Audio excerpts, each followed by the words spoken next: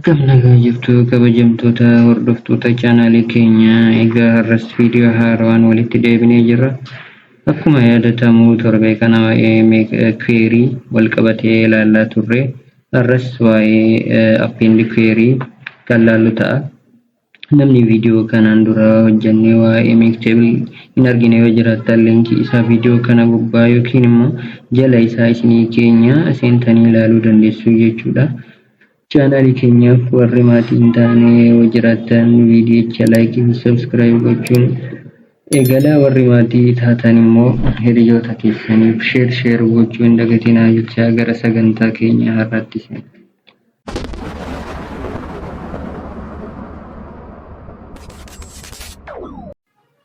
Egaa viidiyoo keenya darbe irratti make table or table duraan jiru irraa table biraa create gochuu ilaallee turre. Akkuma argitan kana female student kan jedhu table student jedhu kana keessaa create gochuu dandeenya jechuudha. Har'as isaanuma irratti depend taane append query dalagna jechuudha. Egaa akkuma argitan female student yookiin ammoo barattoota shamarranii kan qabate table isaanii jechuudha. In table lammaffaan ammoo male student barattoota male qofa kan qabate jechuudha. Akkasuma inni sadaffaan student table kan barattoota hundumaa kan dhiiras kan shamarranis walitti qaba kan qabatee table studentii qabna.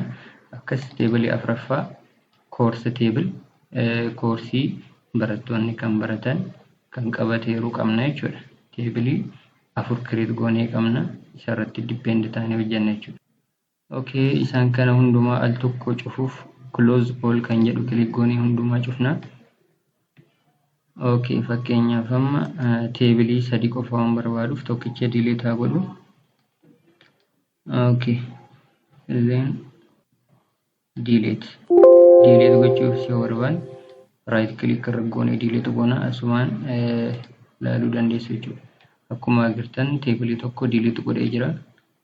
Kan nuuf amma male student kan male qofa qabatee akkasuma student table student male female hundumaa kan qabatee jiru akkasuma course table jechuudha. Course kan qabatee isaan irratti depend taanee hojjenna.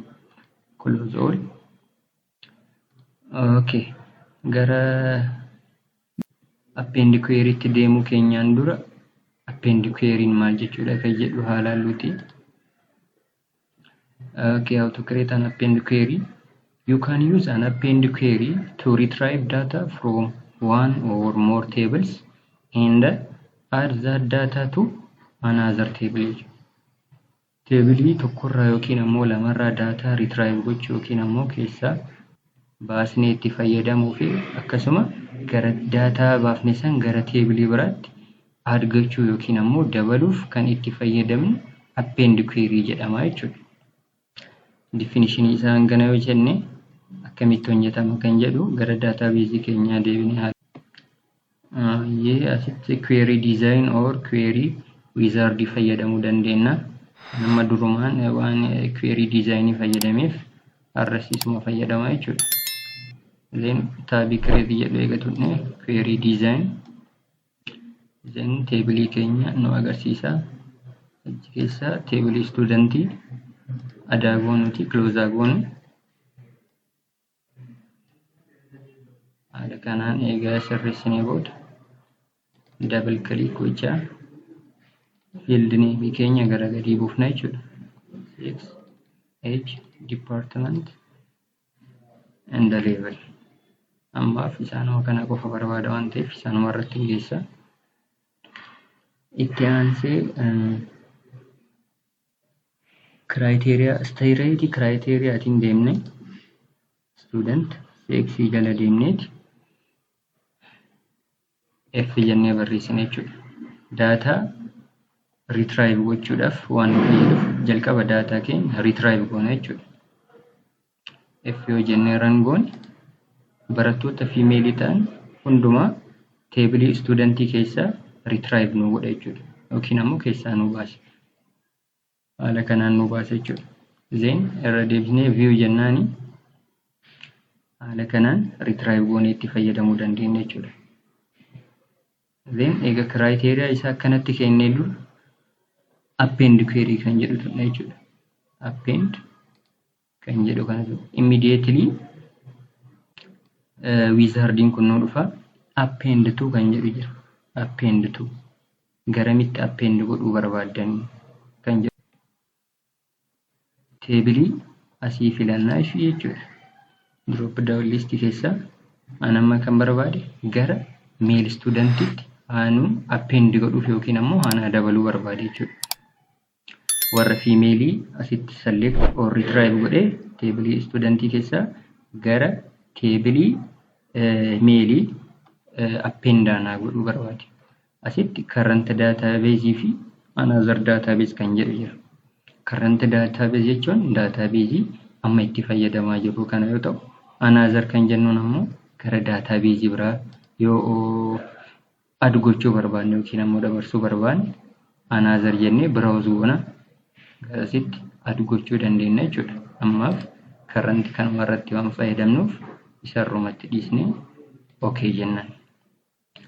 Then haala kanaan fida id append to jedhe ammas id sname sex age department level jedhe haala kanaan nu baasa jechuudha. Ammas criteria tiin f tu jira jechuudha. Studentii female ta'an retrieve goonee jirra. Warra f ta'an kan gara table male kana haanu dabaluuf akkuma duratti ilaalle jalqaba isinitti agarsiisu amma male qofa jira akkuma argaa jirtan. Table male studentii keessa warra male qofatu jira. Amma warra female ta'an kan gara male kanatti add gochuu barbaade jechuudha.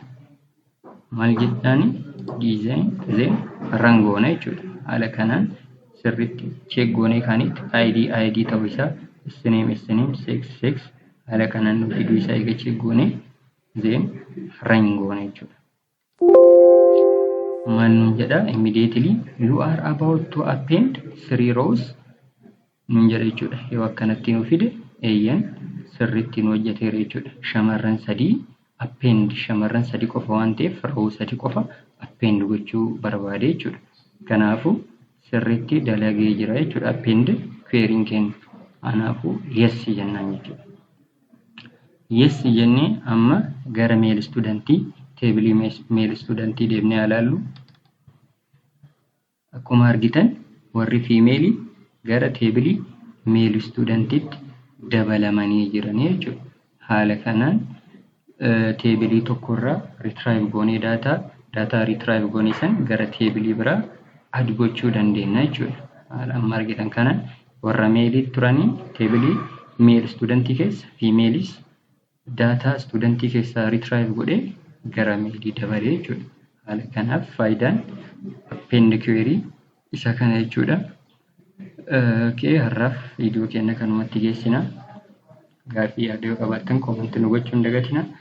Akkasuma viidiyochiin fayyadamuu jettan like subscribe gochuu hin dagatina. Hiriyoota keessaniif share gochuu hin dagatina. Bye.